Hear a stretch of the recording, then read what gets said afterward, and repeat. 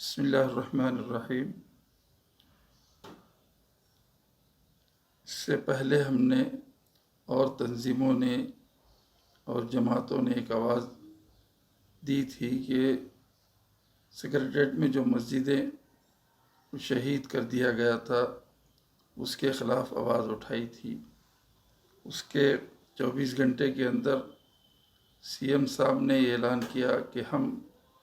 مسجد بنائیں گے اور مندر بنائیں گے، اور اس کے بعد ہوم منسٹر صاحب نے یہ بیان دیا کہ مسجد شہید نہیں ہوئی بلکہ اوپر جو بلڈنگ توڑتے وقت ملبہ جو ہے اس مسجد کے اوپر گرا، جو ایک کونا گر گیا مسجد کا۔ اور اسی طرح جو ہے ہمارے وقف بورڈ کے چیئرمین نے بھی بیان دیا۔ میری اس وقت ایک جو ہے ہوم منسٹر صاحب اور وقف بورڈ کے چیئرمین اور جو ہے ان کے ڈائریکٹروں سے یہ مطالبہ کرتا ہوں کہ وہ خود جائیں، کیونکہ وہ لوگ سرکاری آدمی ہیں، وہ لوگ جائیں اور وہاں سکریٹریٹ کے اندر جا کر وہاں کیا حالات ہوئے، مسجد شہید ہوئی یا کونا گر گیا یا کس طرح گرا، یہ عوام کے سامنے لائیں وہ بات۔ یہ صرف یہ ہے کہ بیان بازی ہونے کے بجائے آپ جائیں اور جا کے، کیونکہ آپ کو گورنمنٹ کی کوئی اجازت لینی نہیں پڑتی، دونوں ہوم منسٹر ہے یا وقف بورڈ ہے، وقف بورڈ کے جو اراکین اور وقف بورڈ کے ڈائریکٹرز ہیں، وہ جائیں، وہ جا کے دیکھیں کہ واقعی مسجد شہید ہو گئی یا کونا گرا ایک۔ اور دوسری بات یہ ہے کہ وہاں پہ جو مقدس کتابیں تھیں، جا نماز تھا اور وہ سب چیزیں تھیں، وہ تمام چیزیں جو ہے نا ایک جگہ محفوظ کرے یا کون کیا اس نے؟ تو یہ لوگ جائیں، جو سرکاری لوگ ہیں، ہوم منسٹر ہیں، وقف بورڈ کے چیئرمین ہیں اور ان کے بورڈ آف ڈائریکٹرز ہیں،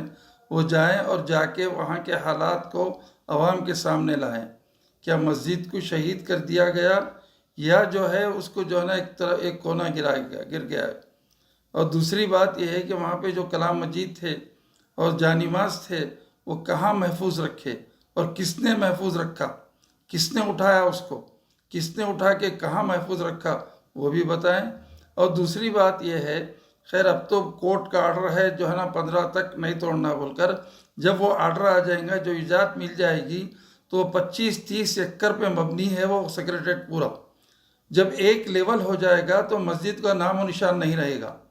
جب ایک لیول ہو جائے گا، ایک مسدح ہو جائے گا، یہاں سے وہاں تک تو پتہ نہیں چلے گا کہ مسجدیں کہاں تھیں، مسجدیں کہاں رہیں۔ تو لہٰذا یہ لوگ جو جائیں گے تو یہ لوگ باضابطہ نشان لگائے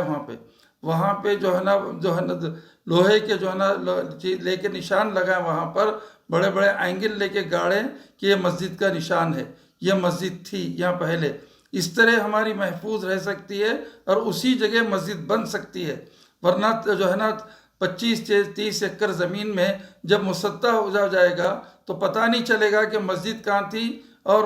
جو ہے نا دوسرے جو حدیث کہاں تھا، 2 مسجدیں کہاں تھیں۔ تو یہ پہلے جا کر وہاں پہ جا کے نشان لگائیں کہ یہ مسجد کا ایریا تھا اور وہ ایریا ہمیشہ رہے گا ویسی، اور لوگوں کو لا کے بتائیں، عوام کو، تلنگانہ کے عوام کو اور مسلمانوں کو بتائیں، تنظیموں کو بتائیں کہ یہ چیز ہے، یہاں ہم نے اس کو فکس کر دیا ہے، یہاں پہ کوئی چیز نہیں بنے گی سوائے مسجد کا۔ جب کہیں ہم اطمینان سے بیٹھیں گے۔ اس سے پہلے ہم نے کہا تھا اگر وہ مسجد نہیں بنائیں گے تو ہم اپنے طرف سے جو ہے نا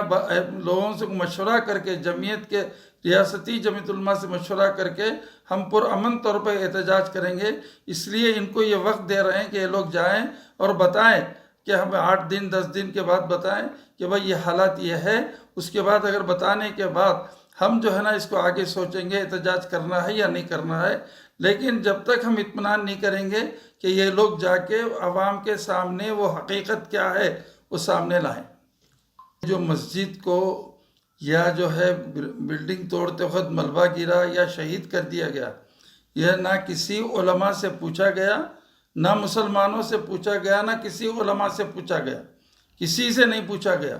یہ سب غلط بات ہے، کسی کے نالج میں نہیں رہی بات، یہ خود جو ہے انہوں نے کر لیا۔ ہو سکتا ہے کہ مندر کے بارے میں وہ لوگ جو ہے ان سے پوچھے ہوں گے، لیکن اس کو ہمیں اس کا آئیڈیا نہیں ہے۔ لیکن مسجد کے بارے میں تو میں کھلا کہنا چاہتا ہوں، کسی کے سامنے نہیں لایا اور نہ کہا۔